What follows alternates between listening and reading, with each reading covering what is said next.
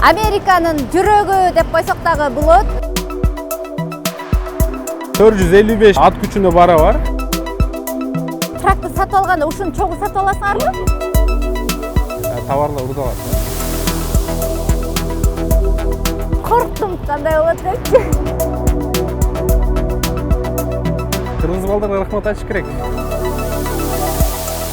Анан үстүнө уктайм, эс алам. Астында чай ичем, кагаз иштерин кылам. Трак айдаш үчүн кандай документтер керек? Кандай адам трак айдай алат?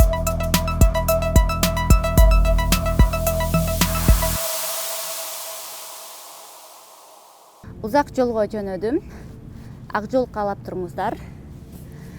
Эгерде сиз дагы Американы таанып билгиңиз келсе, бирок Америкага келүүгө мүмкүнчүлүгүңүз жок болсо, анын жолу эң эле жөнөкөй. Мына ушул каналга катталасыз дагы. Бардык чыгарылган видеолордон кабардар болуп көрүп турасыз. Эгерде сизди дагы кызыктырган темалар болсо, сөзсүз түрдө төмөн жака жазсаңыз болот.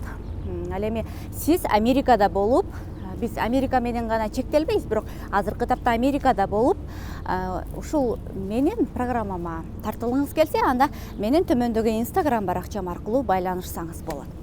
Бир гана, урматтуу достор, Гүлайым Мурзаева каналында Америкадагы кызыктуу маалыматтар, акыркы жаңылыктар, мекендештердин ийгилиги, жетишкендиктери, айтор жаңылыктары бардыгы мына ушул каналда. Буга чейин биздин канал аркылуу ушул каналды көрүп, англис тилин үйрөнөм деп катуу киришип үйрөнүп баштаган адамдардын көбөйгөнү, ушул каналдан кийин, ушул программалардан кийин жаш кары дебей спорт менен машыгып, ден соолугуна кам көрүп баштаган адамдардын көбөйгөндүгү, айрыкча аталар, апалар, анан ошол эле учурда Кыргызстан менен чектелбейин, билим алышым керек турбайбы мени көрсө.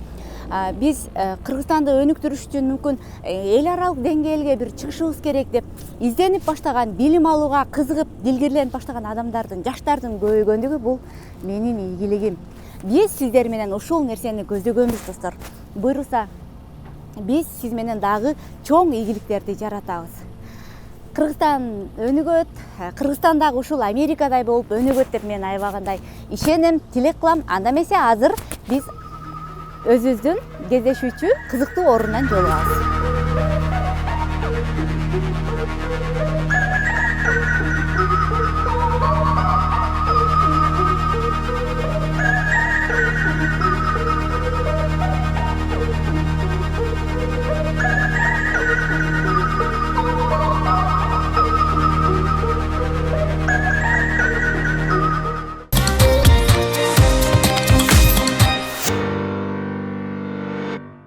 Урматтуу достор, бүгүнкү теманы сиздерге көрсөтүүнүн убакыт саатын мен 5 ай күттүм десем болот. Мындайча айтканда, 5 ай мына ушул съемканын тартылуучу убакыт сааты чыкпай, демек бүгүн насип кылган экен. Биз бүгүн тартканды пландаштырып атабыз.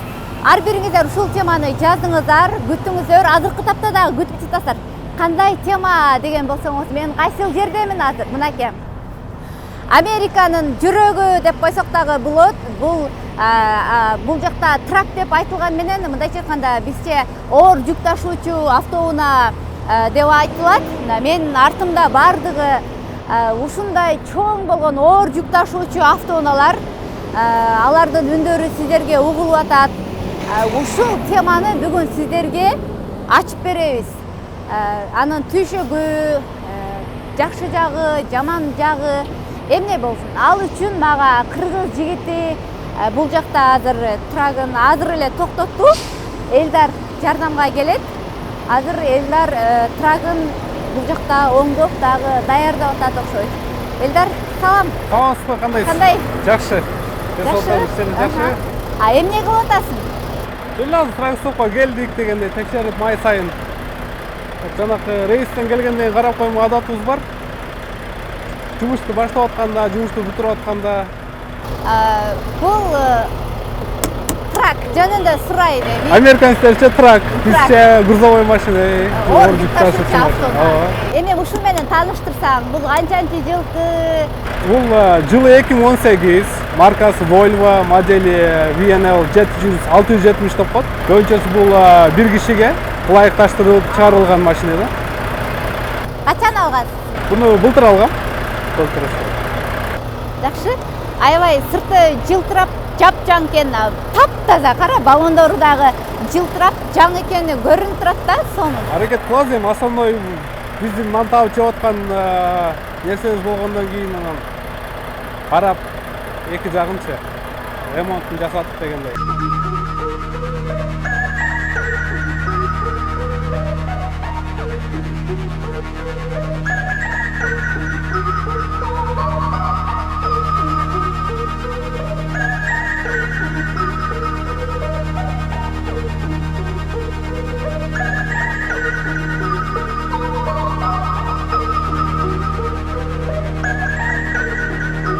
Сіздерге көрсөтөбүз деген трак Америкада аябагандай көп кыргыз жигиттери, байкелер, инелер, арасында кыздар дагы бар, бир аз эжелер дагы бар. Ушул трак менен, ушул айдаган трак, сиздер уккан трак ушул. Үнү аябай катуу чыгат экен, Катуу чыгат трактар. Кечке ичинде жүргөндө да ушинтип үнү чыгат. Ичинде шум изоляциясы жакшы бул трактардыкычы. Ошол акыркы технологияларды колдонуп эмнегедир мага угулбайт, тем более кечиндеси эс алып уктаганда деле трак жүрүп атканы билинбейт да. Тракты эми сыртын биринчи айтып берсеңиз, кандай бул? Негизи буларды blind spot деп коет. Сиз жанакы оң жак менен парковать этип жүккө коятканыңызда бул жакта водительдер өздөрү коюшат, эч ким жардам бербейт. Караңгыда айрыкчасы бир аз кыйыныраак болуп калат. Ошондо бул жактан оң жак менен кирип койгонуңузда эч нерсе көрүнбөйт. Ошондо бул күзгүнү колдонулат. Аябай пайдасы чоң. Себеби жана айткандай эле эч ким жардам бербейт. Бул жакка бур, тияка бур деп айтып турганчы. Ошого бир гана ушул эле күзгү менен коюлат да көбүнчөсү. Анан Канча күзгү бар өзү? Бул негизинен бул жакта 4 күзгү бар да. 4-6 почти. Мунун астында эко бар да. Бул жердечи. 1-2 болуп. Машина жөнүндө айтсам 455 ат күчүнө бара бар. Дагы автомат, кыймылдаткычы, дагы Канча килограмм жүк көтөрө алат? Негизи бул жакта лимит бар. Бир 20-22 тоннада жүк негизи жолдо уруксат берилет. Андан ашып кеткен уже нарушение закона да. Ошон үчүн негизи лимит ошол 22-23 тонна жүк тартса боло берет. Анан бул машиненин да өзгөчөлүгү тоолордо аябай жакшы тартат. Жүктү жакшы тартат. Бирок башка тракторго салыштырмалуу, мисалы Freightliner салыштырмалуу майды бир аз көбүрөөк жейт. Бирок ошого жараша жүктү жеңилирээк тартып берет. Сиз азыр жана майды алмаштырганда өзүм текшерип турам дедиңиз да. Ооба, майды өзүңүздөр текшересиздерби? Негизи текшерип турабыз. Ооба, бул уже 1 ай болду акыркы алмаштырганга чейин. Лимити келди, май азайып калыптыр. Ошого как раз бүгүн сервиске таштайм. Аны өзүнүн компаниядагы механиктер жасап коюшат. Мен эс алып чыккычаңды майды да алмаштырып коюшат. Анан кийинки рейсти баштайбыз да.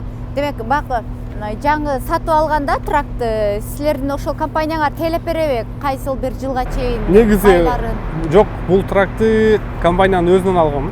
Дилерден алган жокмун. Анан сервистерди водительдер өздөрү карашат.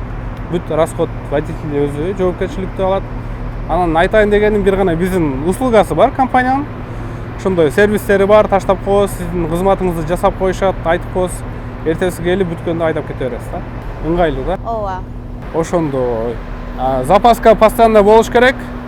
Анткени жолдо дөңгөлөгүңүз жарылып калышы мүмкүн. Анан албетте жолдо жарылып калганда кээде болот, кээде болбой калат. Же болбосо баасы да бир аз кымбатыраак болот жолдо алгандачы. Ошон үчүн дайыма өзүм менен бир запаска кошумча дөңгөлөк алып жүрөм да. Трейлер деп коет да муну, мынаны? Трейлер, прицеп. Бул негизи узундугу 53 фит деп коет. Метр менен где-то бир канча бир 22-23 метр болуп калат да. Тракты сатып алганда ушуну чогуу сатып аласыңарбы? Жок. Бул отдельный келет. Бул жагын өзүнчө, буну өзүнчө сатып аласыз. Буну сатып алган эмес, бул компаниядан алам. Буну бак лизинг катарында иштетем да. Жумасына буга арендовать этем. Ошондой. Бирок булардын деле баллондору жаңы го я? Бул оригинал өзүнүкү. Алмаштыра элекмин. Ошо бойдо эле жүрөт. Жылтырап турат да. Баары комплект болгондой болупчу. Ошондой. Анан көбүнчөсү эми бул трейлерде бөлүнөт. мисалы тамак аш ташый турган, анан курук мондой материалдарды ташый турган, же болбосо материалдарды ташый турган. Биздики жөнөкөй эле жанакы курук товарларды ташыйбыз. Тамак аш ташыбайбыз, анткени холодильник эмес. Аларга салыштырмалуу бунун расходу азыраак болот. Себеби жана тамак аш ташый турган трейлерлер аларга дайыма солярка куюп туруш керек болот. Анын баасы дагы бир топ эле кымбат. Арендовать эткени. Бирок ким кандай каалайт. Анда түйшүгү көбүрөөк, чем буга караганда. Ошон үчүн жөнөкөй эле ушундай трейлер ташыйбыз да. Азыр ичинде эч нерсе жок да, Азыр жүктү таштап, анан Чикаго келген учурумда. Эртең уже Чикагодон баратканда уже Чикагодон же могу жакынкы штаттардан жүктөп, анан жолго аттанабыз.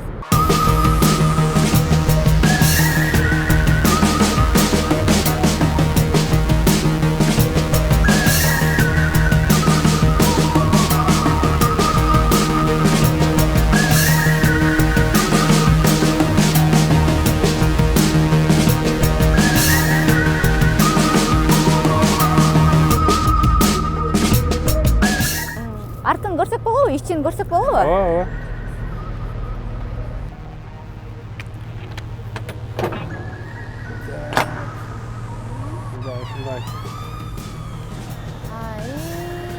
Жүктөрдү салып берет, анан биз деген катырып, бышытып, чтобы жүктөр кубалап түшпөс үчүнчү. Анан жүктү жеткирип беребиз. Жүктү аларда тийиштүү кагаздар болот, анда эртең экинчи бөлүктө кененирээк айтып берем. Ошентсе дагы жүктү алгандан кийин, кагаздарын алгандан кийин айдоочу ошол алган товарга жоопкерчиликти алат мойнуна. Ошон үчүн аны алып барып жеткиргенге чейин водитель жүктү көзүнүн карегинде сакташ керек, караш керек, урдатып бербеш керек. Мындай эс алган жерлерде ар кандай случай болуп кетиши мүмкүн. Суктап атканда трейлерден эшигин ачып бирөөлөр урдалган. Мындай случай бизде болду элек, бирок статистика боюнча жылына бир топ эле акчалар товарлар урдалат да. Ушундай нерселер да бар. Убакыт саатына жеткириш керек, Убакыт саатына жетиш керек. Бирок уйкуну да унутпаш керек, конечно.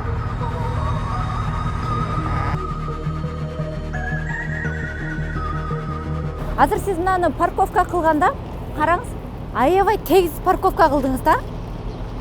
Мен таң калдым, мен жада калды корктум, кандай болот депчи.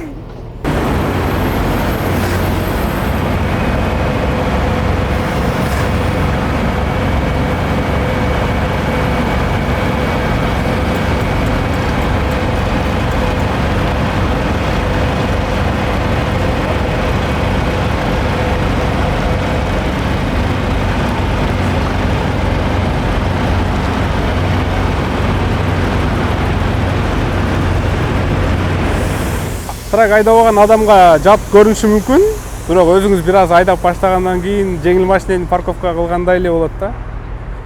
Бул жерде дагы жанакындай жүк коючу, жүк түшөтүү токтоп коебуз, эшиктери жок. Ошол жерлерге барганда мындан дагы тарыраак болот. Жана трактарды коючу жерлерчи. Анан асты дагы тар, эки жагынан кенендиги да тар болот. Ошолор бир аз маселе жаратат, жаратпай койбойт. Ошентсе дагы үйрөнөсүң да. Бул парковканы үйрөнүп, баарына даяр болгондо анан тракты айдап чыгып кетишеби? Негизи эле трак айдаш үчүн кандай документтер керек, кандай адам трак айдай алат? Ошол жөнүндө дагы маалымат берсеңиз. Анткени айрым учурларда Кыргызстандан жазышат да, мен барып эле трак айдасам дейт. Анан мүмкүн документ жагын айтсаң, жок, мен эптеп кетем, мен ал жагын чечем дейт да. Негизи биринчиден тил керек бизге, кыргыздарга, себеби аңыз тилди баарыбыз биле бербейбиз. Анан экинчиден бул жөнөкөй жеңил машина айдагандын айырмачылыгы болуп, жеңил машинени аларда сиз бир гана айдашты билиш керек, анан жанакы тесттер болот да, алар аз эле болот. Анын тесттин саны аз эле, бир 30-25 эле суроо болот. Ал эми бул коммерческий праваны алганына сизде деген 3 бөлүктөн турат. Экзамен турат. Биринчи пөрмүттү аласыз, андан кийин ошо 3-чү бөлүк анан башталат. Негизинен 2 бөлүк, анан экинчи бөлүктүн дагы 3 бөлүгү бар. Ошентип бөлүнүп кетет да. Биринчи пөрмүт алышыңыз керек. Пөрмүт алыш үчүн дагы сиз 3 темадан тапшырасыз. Биринчи general knowledge деп коет. Негизги билим, трак жөнүндө эмнени билишиңиз керек.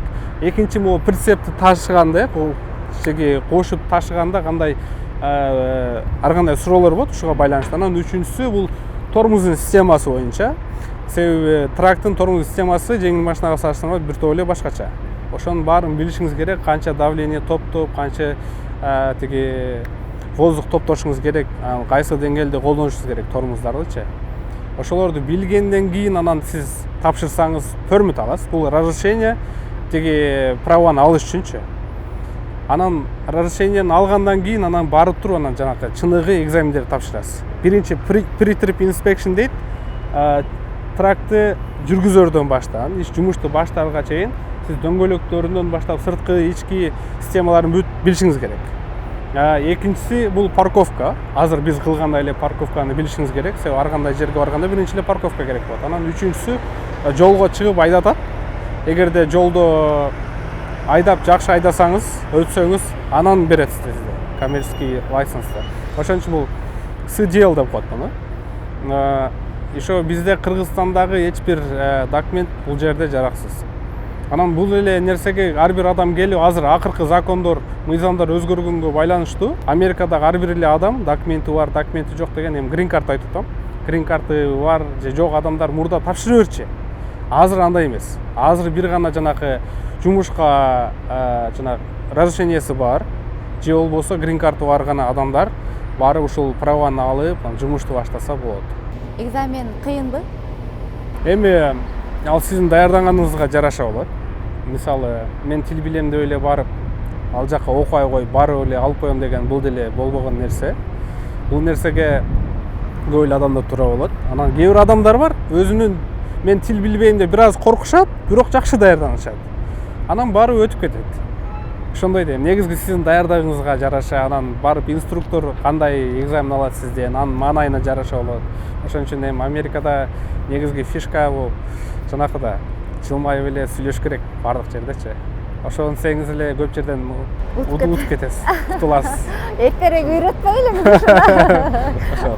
Биздикилер баягы өзүбүздө Кыргызстандагы деп барып алат да, барып мындай неге келдиң дегендей болчу.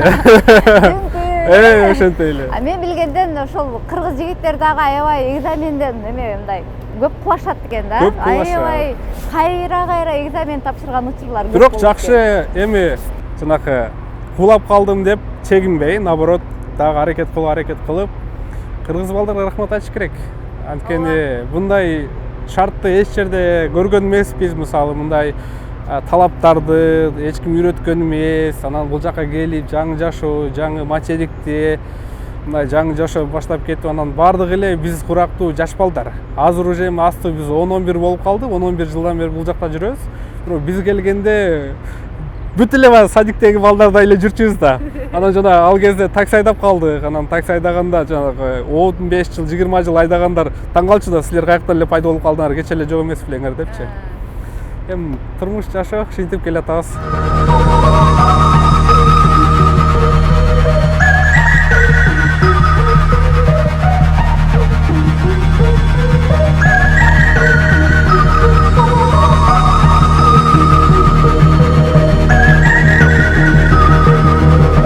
Эми ичине киргенге, ичин көргөнгө кезек келди окшойт. Хорошо. Эме кылайын мен аны нар жагына өнөтүп алайын, Сиз ар жактан келиңиз, мен бул жактан жүрө берейин. Бысмылда деп мен дагы Америкага келгенми биринчи жолу сиздер менен биргеликте трактын ичине киребиз. Жүрүңүздөр. Оппа. Оппа. Мынакей.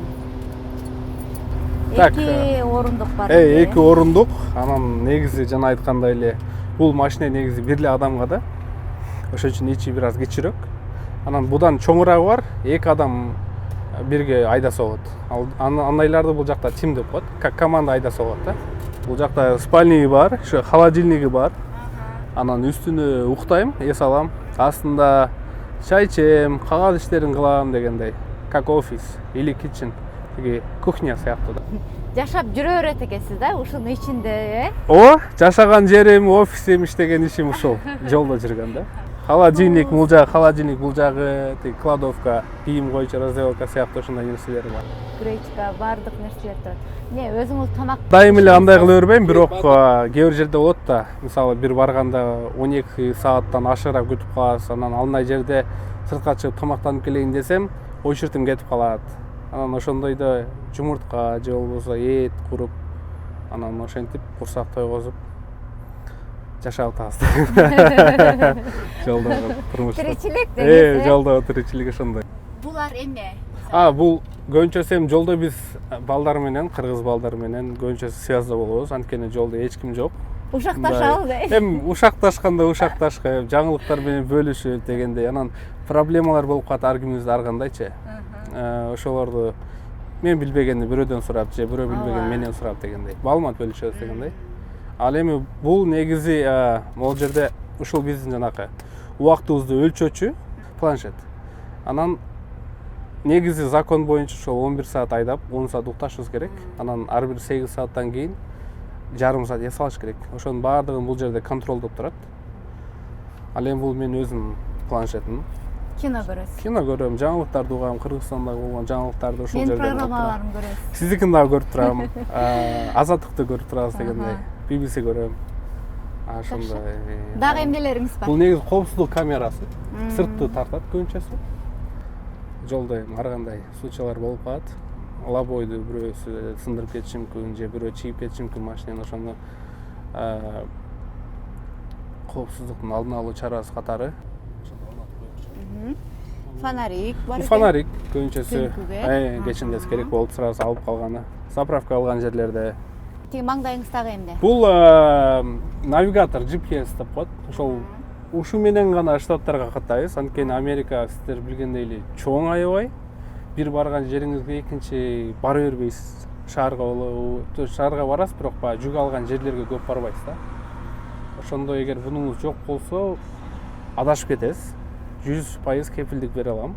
Анан дагы бир өзгөчөлүгү бул бир гана жанакы оор ташуучу бизге окшогон тракторду айдагандар үчүн. Анткени трактор менен жеңил оор жүк ташуучу машиналар менен жеңил машиналар бир жолдо дайыма эле жүрө бербейт. Ошол үчүн атайын бир көчөлөр бар, ошолорду гана алып берет. Анткени мостторго кирип кетишиңиз мүмкүн, мындай жок болсо. Ал кирип кетсеңиз уже лишний расход да. Ошондой. Ичинде сиз тамак бышырганда розетка барбы, Бул жерде розеткасы бар. Бул жерде буну инвертор деп коет, power инвертор. Ушул токту чыгарып берет көбүрөөк кылып. Чтобы аккумулятор жанакындай болуп калбасын, аккумуляторго күч келбесин депчи. Анан мультиваркам бар, келинчегим алып берген. Чай кайнаткыч Тефаль бар. Эт да бышырсаңыз болот, жумуртка да бышырсаңыз болот. Кыскасы жанакы кухняга тийиштүү бардык даамдарды даярдасаңыз болот. Ошондой. кичинекей үй экен да. Кичинекей бир үйчө, ошентип коюп айдаса болот, жашаса болот дегендей.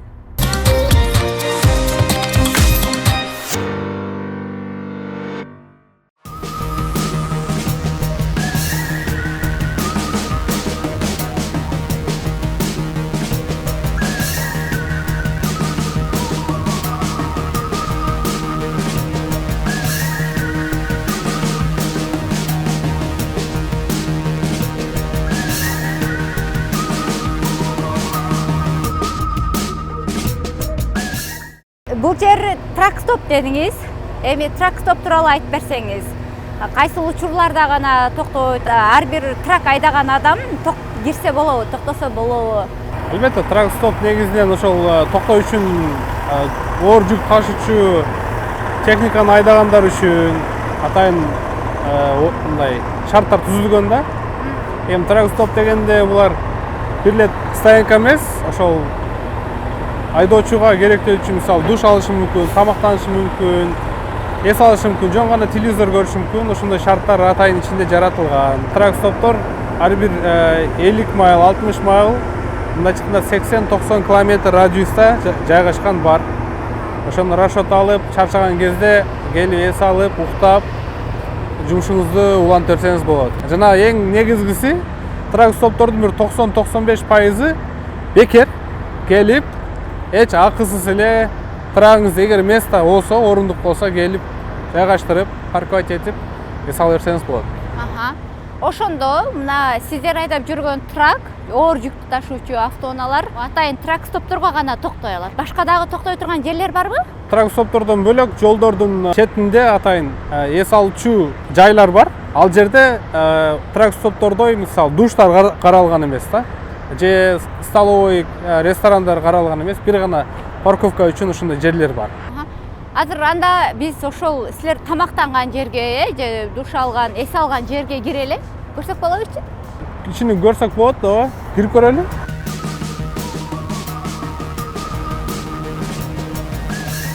Ушул трак стоптордун бири TA деп аталат.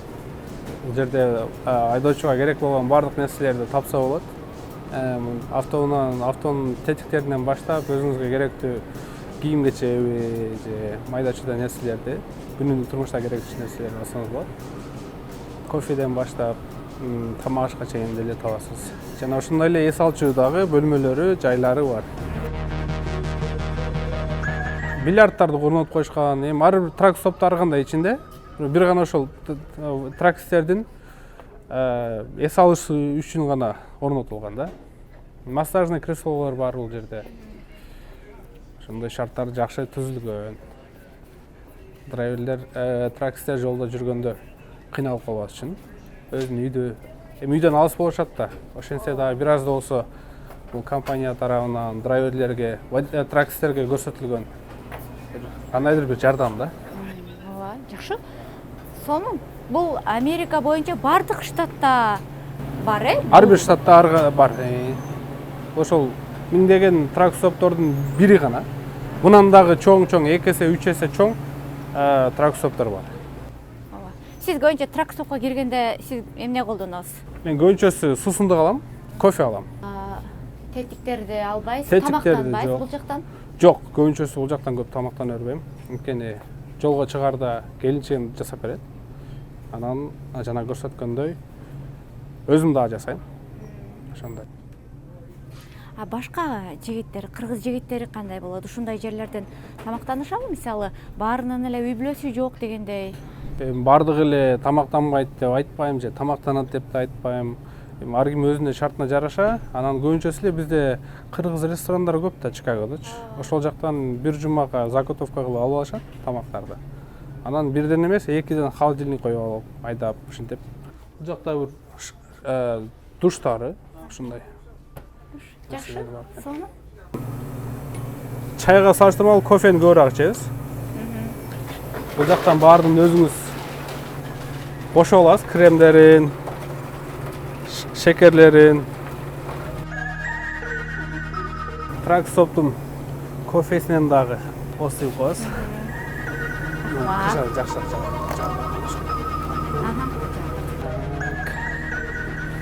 Анан Америкада адат болгондой эле бардык жерде очередь. Катарга тезелеп, очередиңизди күтүп турасыз. Бирөөнүн очередин аякынтип астына түшө албайсыз.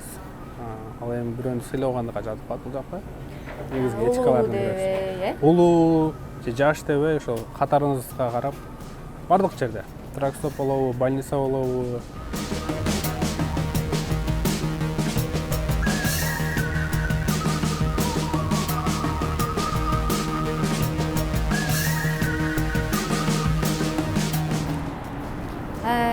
Достор, эми биз азыр экөөбүз жүк алганы барабыз, Ооба, буюрса азыр эми жүктү барып, жүктү жүктөп, анан жолго чыгып кетебиз. Жолго чыгабыз да. Биз эми чыныгы трактын төшөгүн, трак айдаганды, жүк алып барганды кандай болсо ошондой кылып сиздерге көрсөтөбүз.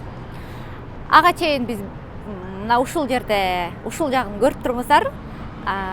Тракты айдап барган, жүктү түшүргөн, дагы башка түйшүктөрдү, кыйынчылыктарды, тоскоолдуктарды жакшы жагын, ошондой эле Элдардын өзү тууралуу башка маектерди сиздер кийинки чыгарылыштан көрөсүздөр достор. Сөзсүз түрдө көрүңүздөр.